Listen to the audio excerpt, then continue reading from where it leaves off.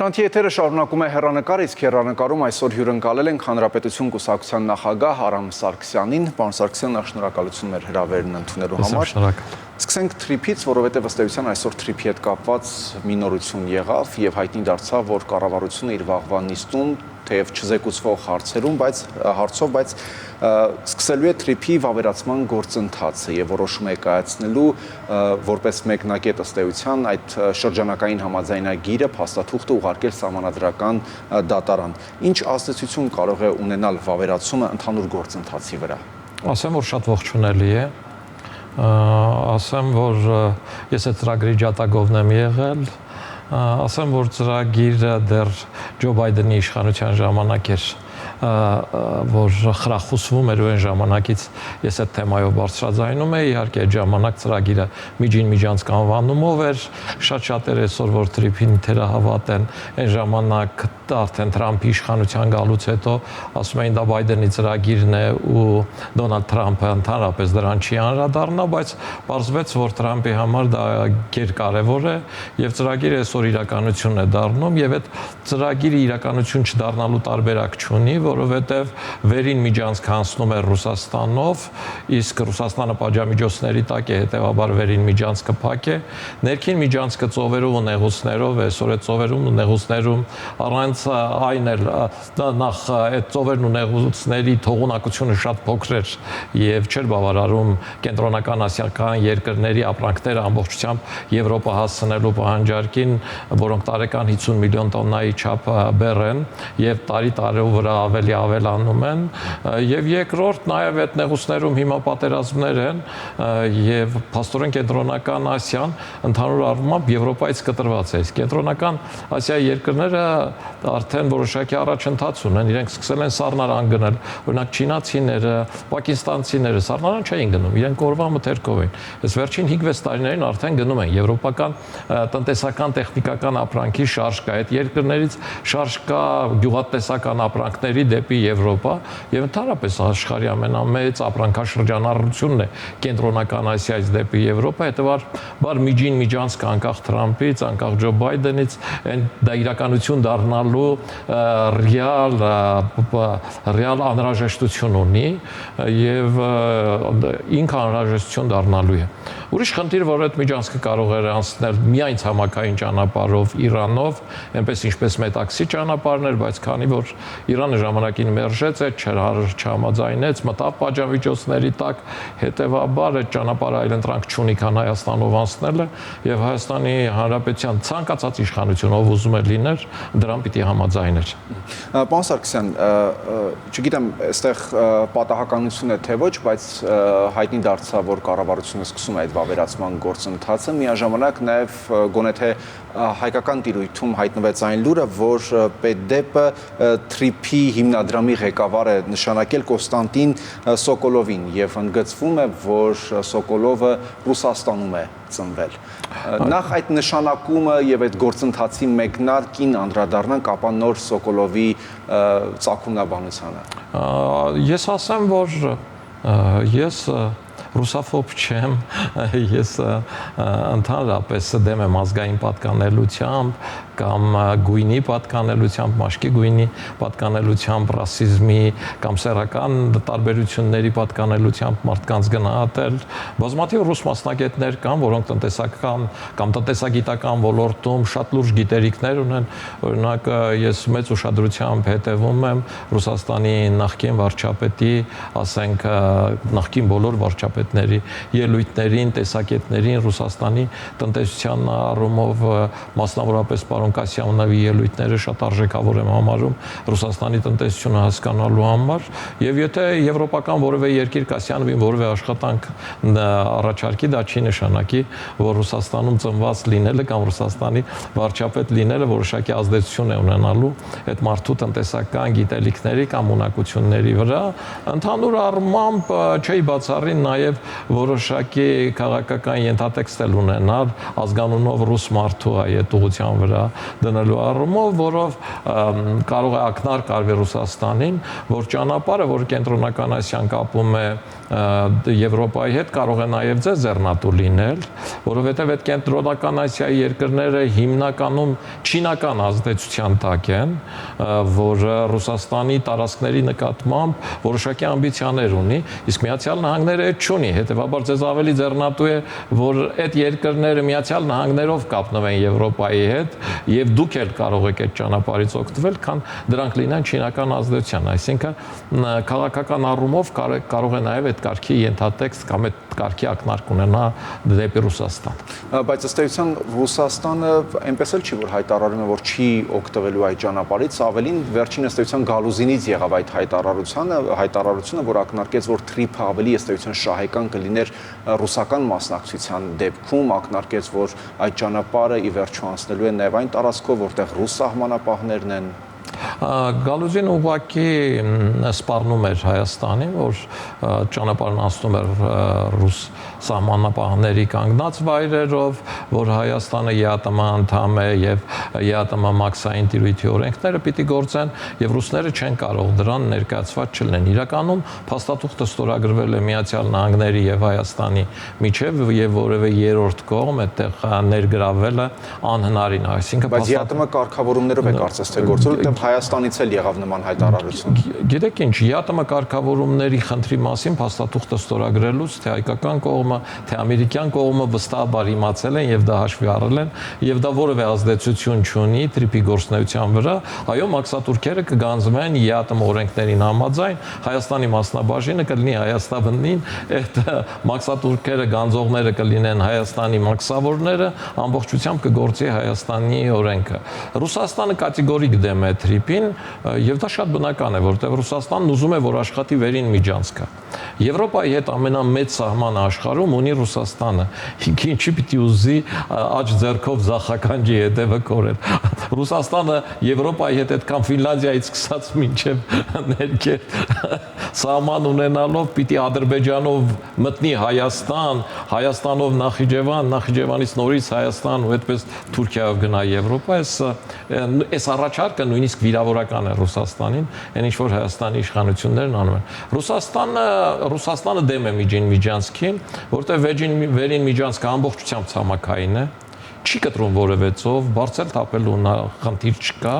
եւ այդ վերին միջանցքով երկաթգիծ կա եւ այդ ապրանքափոխադրությունը կարող է արվել վերին միջանցքով։ Խնդիրը նրանում է, որ միջինասիական հանրապետությունները, ներառյալ Չինաստանը, Կենտրոնական Ասիայի, այդ տրանսսիբիրյան մագիստրալից չեն ուզեցել օգտվել եւ չեն ուզեցել ռուսական ազդեցությամբ իրենց կապերն ունենալ Եվրոպայի հետ, որտեղ Ռուսաստանը այդ որպես քաղաքական գործիք մշտապես օգտագործել է։ Ռուսաստանը նույնիսկ ներքին միջանցքը, ծովային միջանցքին դեմ է եղել եւ այդ երկրներում խոչընդոտներ է ստեղծել, որ այդ միջանցքները չգործեն։ Հետեւաբար Ռուսաստանը կատեգորիկ դեմ է թրիփին եւ ինքը ամեն ինչ անելու է, որ թրիփի գործունեությունը կամ թրիփը որպես այդպիսին միջին միջանցքուղի իրականություն չդառնա։ Իսկ չի կարող դա անել։ Ոչ, այս պարագայում ինքը այլևս հնարավորություն չունի դա անելու։ Ես համոզված եմ, որ 2005 թվականի օգոստոսի 8-ի ստորագրված փաստաթղթից հետո, երբ որ դրան համաձայնություն տվեց Ադրբեջանը, իսկ իրանք հույս ունեին, որ Ադրբեջանը դրան չի համաձայնվելու, մնալու է Զանգեզուրի միջանցքի համատեքստում, նման փաստաթուղթը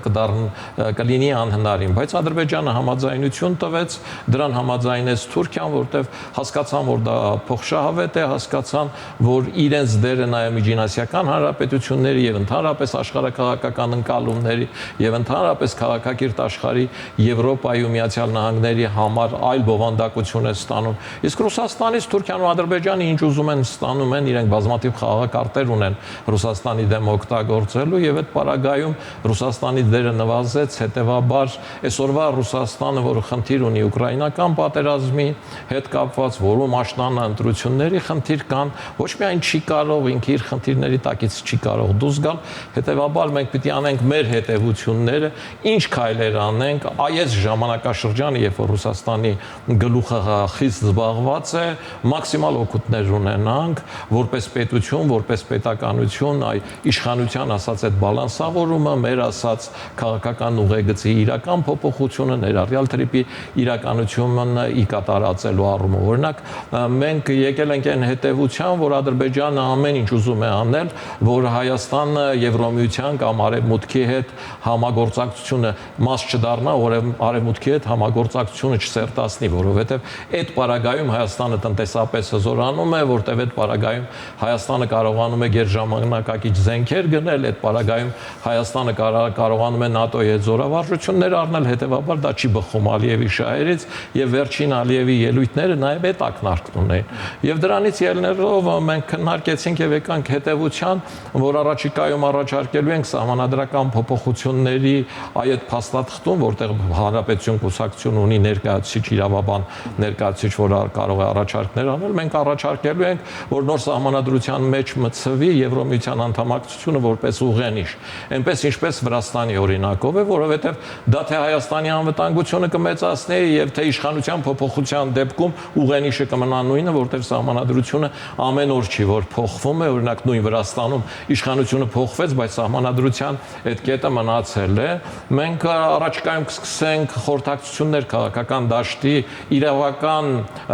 սեկտորի մասնագետների հետ, նաեւ քաղաքական դեմքերի հետ, քաղաքական կուսակցությունների, քաղաքվերլուծաբանների հետ, իսկ աշնանը արդեն կանենք հրապարակային լսումներ, հանդիպումներ, որոնք նաեւ կտարածենք մամուլում, որտեղ այդ առաջարկությունը կփորձենք առաջ տանել։ Պարոն Սարգսյան, դուք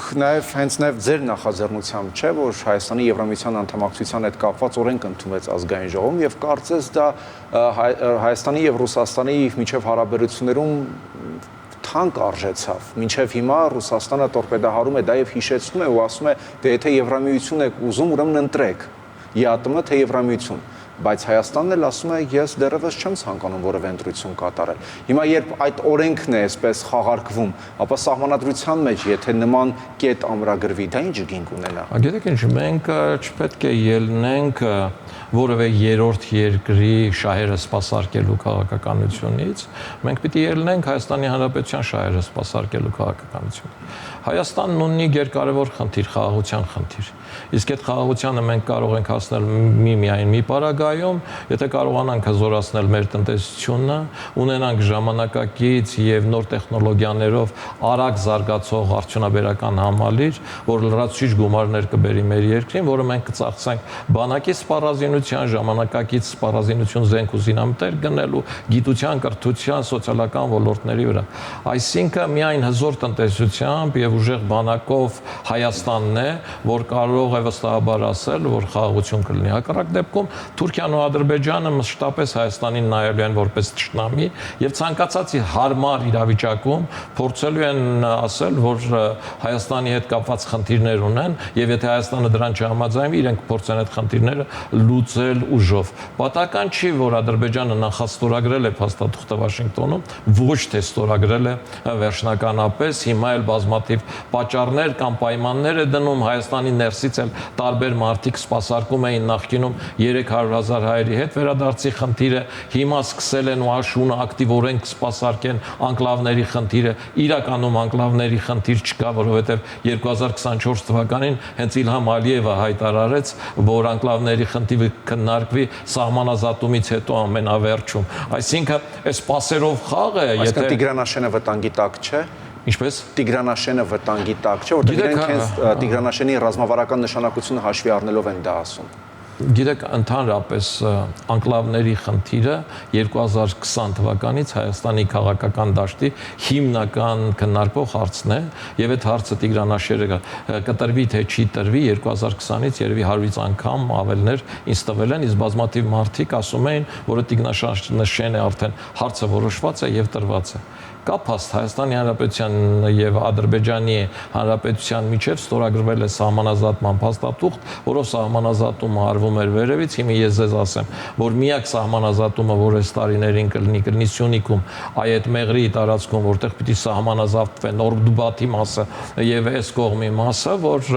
Նախիջևանի մասը եւ Ադրբեջանի մասը եւ Հայաստանում այդ երկու սահմանակից մասերում, որտեղ մենք էլ պիտի դնենք մեր մաքսային ծառայությունները երկու գլխում էլ, իրենք էլ պիտի դնեն, հետեւաբար այդ հատվածը պիտի սահմանազատվի։ Մնացած առումով սահմանազատում չի լինելու։ Այդ սահմանազատումը կախված է լինելու։ Ընդհանուր առմամբ սահմանազատման ամբողջական ավարտից հետո նոր խնդիր կդրվի անկլավների հարցը, որ այդ անկլավների հարցը պիտի խնդիրը դրվի ամենավերջում, այդ փաստ է։ Այդ հայտարարել է Իլհամ Ալիևը 2024 թվականին։ Այդ հիմա ձենձնվում է, որ ԱՇՆԱՆ-ը այդ փաստի վրա ինչ որ գործընթացներ։ Իսկ տեսեք, այն շահագրգիռ խմբերը, որոնք կան Ադրբեջանում, որոնք տեսնում են, որ Հայաստանում ընդդիմությունը այդ հարցը բարձրացնում է, ու սա քաղաքական թեմա է դառնում, իրենք էլ կարողանում են իրենց երկրում այդ հարցը բարձրացնելով իրենց քաղաքական գործոն դարձնել, այնպես ինչպես 300,000 ադրբեջանցիների հետ վերադարձի, այդ չգիտեմ, ադրբեջանական կոմիտեն կամ վարչությունը, որը իր դերը կարևորեց Ալիևի մոտ, Ալիևին էլ ինչ է պետք։ Ինչքան թույլ Հայաստանի Հանրապետության իշխանություն, այնքան իր համար այդ իշխանությանը ինչ որ բան պարտադրելու խնդիրը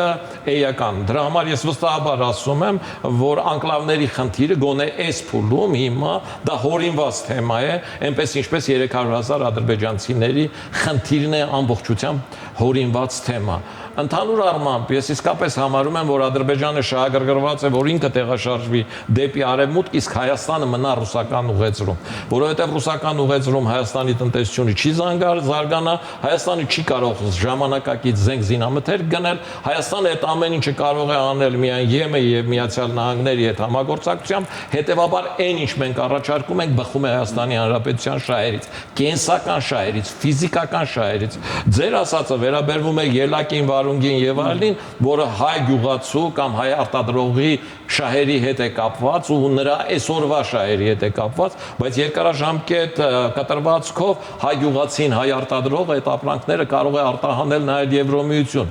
Եվ այս շրջանում, երբ որ Հայաստանի համար փակվեցին այդ ուղիները, բացվեցին նորանոր դռներ։ Ես հենց դրան եմ ցանկանում վերջում գալ, պարոն Սարգսյան, տեսեք,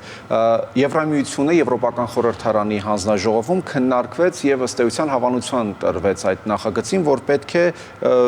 Հայաստանի համար բացել շուկան մաքսատուրքերից ազատելով արտահանման զգալի մասը։ Մինչ Եվրամիությունը այդպես ընթացակարգերին համապատասխան այդ քննարկումներն անում է, հետո պիտի Եվրախորհրդարանը ըստ էության լիագումար նիստ գնա այդ նախագիծը եւ այլն, ձեր ասած գյուղացին հիմա կանգնած է այդ խնդրի առաջ, այդ ելակը եւ այլն, վերում է իր կենցաղին, բախվում է կենցաղային լուրջ հարցերի եւ բնականաբար այդ հարցերն էլ վերում է Հայաստանի տնտեսության մեջ, չէ՞ որոշակի խնդիրների։ Այստեղ ժամանակային առումով բավականին վտանգավոր չէ այս բացը։ Ես էլ դուք էլ Արարատի մարզից ենք, շփվում ենք մեր մարզի բնակչության հետ, այդ խնդիրներին լավ տեղյակ ենք եւ խնդիրը նրանում չէ, որ այդ գյուղացին այսօր կատաստրոֆիկ վիճակում է։ Եթե այդ գյուղացիներից որևէ մեկը բերեր իր ապրանքը լցներ, չգիտեմ, ազատ հանրապետության հրապարակում կառավարության շենքի դիմացը, ես այդ գյուղացուն հակադրվելու որևէ բան չէի ունենա։ Ես կհամարեի այդ շատ բնական, բայց մեր գյուղացին այնքան գիտակից է, որ նման բան անող չեղավ։ Եվ նման բան անող չեղավ նաև այն պատճառով, որ այդ ապրանքների ալտերնատիվ իրացման հնարավորություններ տրվեց։ Նաև այդ գյուղացիական ընկերությունները, որոնք վարկային պարտականություններ ունեն, իշխանությունները այդ վարկային պարտականությունները կատարելու ժամկետները կառավարության որոշումով երկարաձգեցին։ Եվ երկրորդ Եվրոմիությունը նաև դոտացիաներ տվեց, որ այն մարդիկ, ովքեր ապրանքներ են արտադրել եւ չեն կարողանում այդ ապրանքները իրացնել, այդ մարդիկ այդ ապրանքների այդ կրած վնասները կարողանան փոխհատուցում ստանալ։ Ընդհանուր առմամբ պիտի ասեմ, որ Եվրոպան բավականին արագ է գործում, եւ եթե այս սահմանափակումները Ռուսաստանը չմտցներ արգելանքները, այն նրան ինչը հիմա հասել է Հայաստանը եվրոպական շուկաներ մտնելու համար, մենք մեր աշխատանքով մանավանդ իշխանությունը իր բալանսավորման աշխատանքով կասներ 4-5 տարվա ընթացքում։ Հիմի սա միանգամից շատ արագացավ ու հաշվի առնելով այն, որ այսօր Ռուսաստանը Ուկրաինայում լուրջ պատերազմական գործընթաց գործընթացների մեջ է ու քիչ սրբելու ժամանակ չունի։ Աշունն էլ Ռուսաստանում ընտրություններ են եւ այդ ընտրությունները ճիշտ է ձևական են, բայց միևնույնն է Ռուսաստանի, ասենք, Միացյալ Ռուսաստան Եդինարոսիան հաղթելու է ու դրանից հետո իրենք ակտիվացած, ավելի հայրենանվիր մղվելու են այն դաշտ, որ նախկին սովետական այդ հանրապետություններին իրենցով անել, այս ժամանակը մենք պիտի ճիշտ օգտագործենք։ Իսկ ճիշտ օգտագործելու համար մենք երկու քայլ ունենք անելու։ Առաջին դուրս գալ հապկից, որպեսզի կարողանանք գերժամանակակից սպառազինություն գնել, երկրորդ ստորագրել ազատ առևտրի եւ ասոցիացիան համաձայնագիրը Եվրոպայի հետ էլ ավելի սերտացնելու։ Առաջիկայում էլ աչքի տակ ունենալ, որ սահմանադրության մեջ ամրագրենք ընդհանրապես Եվրոմիության գնալու ուղին Հայաստանի Հանրապետության համար որպես հիմնական ուղենիշ։ Շնորհակալություն։ Ես եմ շնորհակալ։ Հեռանկարում Հանրապետություն կուսակցության նախագահ Արամ Սարգսյանն էր։